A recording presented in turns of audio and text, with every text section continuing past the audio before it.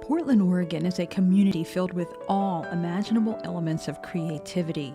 From the grand presence of the amazing Portland Art Museum to the funky interactive Last Thursday art event on Alberta, to the astounding performances by the Oregon Symphony, to the profound listening experience of the Portland Columbia Symphony Orchestra. The list is endless. Art is a priority in this city, in this area, not only in downtown Portland, but also on Southeast 82nd Avenue and beyond, with such events like the annual Gresham Art Walk.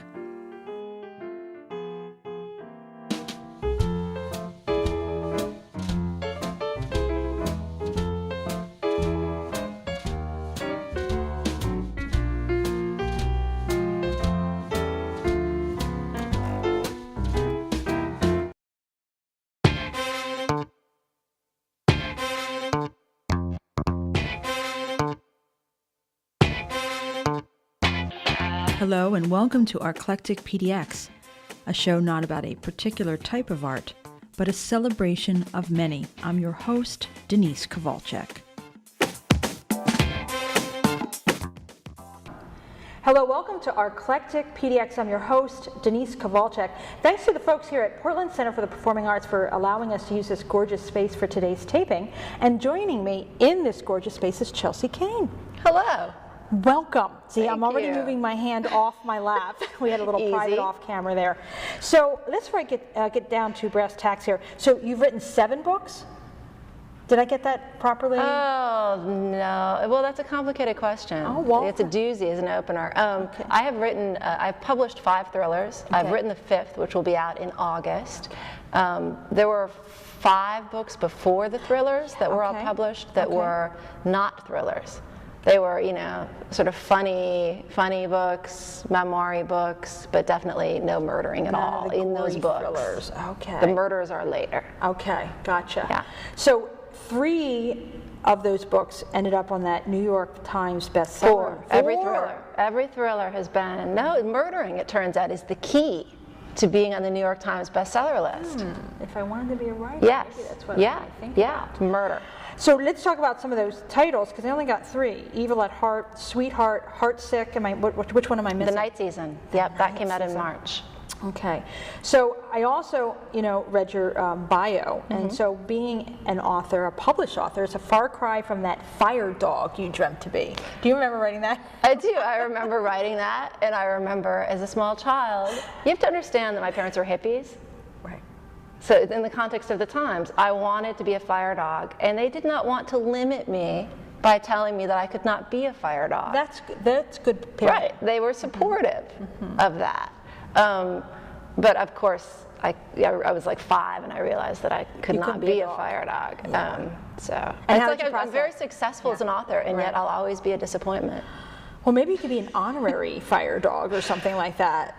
Maybe. That's a lot of work. Yeah. You know, it's a working breed. Yeah, no doubt. Anyways, do you think you have had a better outcome not being the fire dog, but being a published author? Are you happy with your life? I do. I'm willing to embrace the author thing at this point. I can tell. You have joy on your face.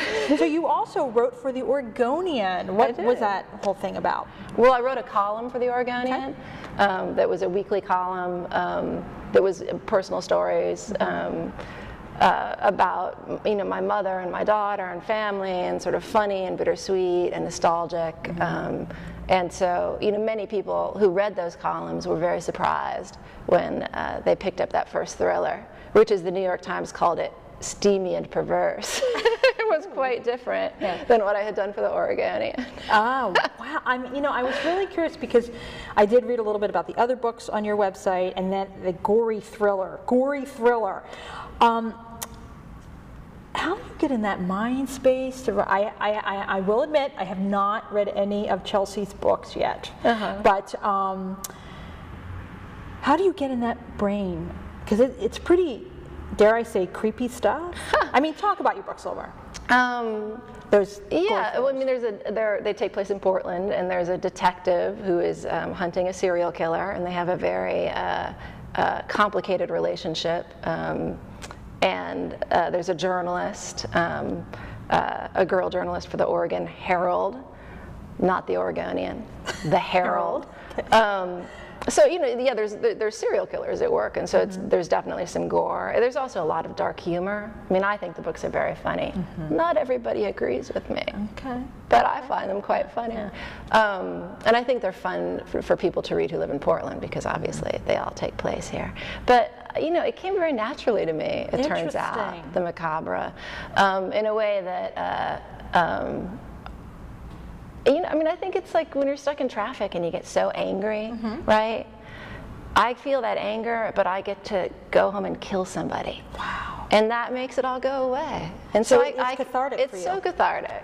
It's really cathartic. The thriller writers are just the happiest people I know, because we get paid really well and we get it all out on paper. So what do you think the fascination is, with, whether it's looking at car wrecks or reading about these whack jobs, killing people?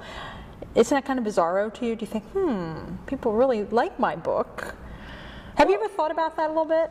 I think you're talking about different things. Yeah. I write stories, and there's a great tradition from going back to Grimm's fairy tales and before that of writing scary stories. It's an adventure. It's exciting to read, and then you put it down and you're perfectly safe in your own home. They're diversions. Visit. Come back out of it. Yeah, and the good guys win, and criminals for the most part, are caught, and I think that it's just an age-old excitement, and a nice. It's popcorn. It's good TV, Well, speaking of which, are any of these going to be like a movie? Do you think? Oh, there's always talk of that. They've been optioned several times, and there's always studios working on it. So we'll see. So it might happen. Yeah.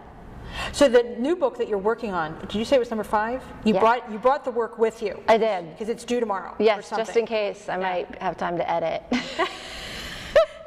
How many times do you have to edit? What's that process? I mean, do you self-edit like umpteen thousand times and then they edit umpteen thousand times?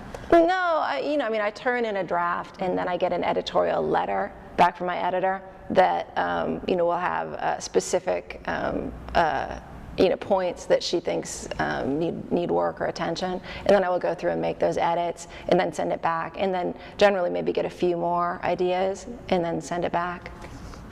So what's next for you? I mean, you're busy, you're very clever, very creative lady. You were just at Wordstock that was in town. Do you have anything on your creative bucket list that you might, like maybe be a ballerina? No, I did that. Did you? I danced the Nutcracker for 11 years in New York. Wow, I didn't know that. Kidding. That was a total. Oh, okay.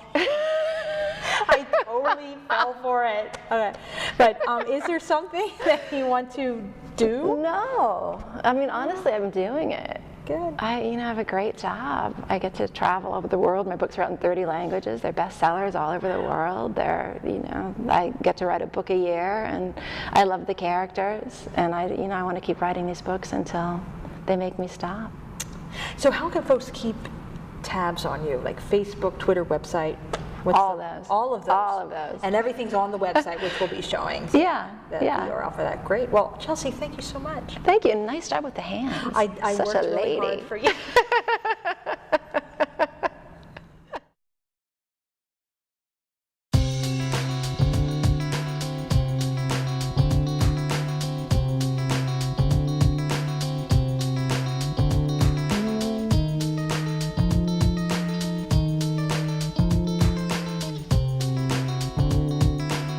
Thanks for watching this episode of ArtclecticPDX, and thanks to our guests and to the Portland Center for the Performing Arts for providing us access to one of their facilities for the taping. For more information about PCPA, the website is www.pcpa.com. You can listen to ArtclecticPDX on 107.1 FM on Sundays at 5 o'clock, and you can learn more about the program at www.1071fm.org. We're also on Facebook, just search for Artclectic, and you can follow us on Twitter at ArtclecticPDX.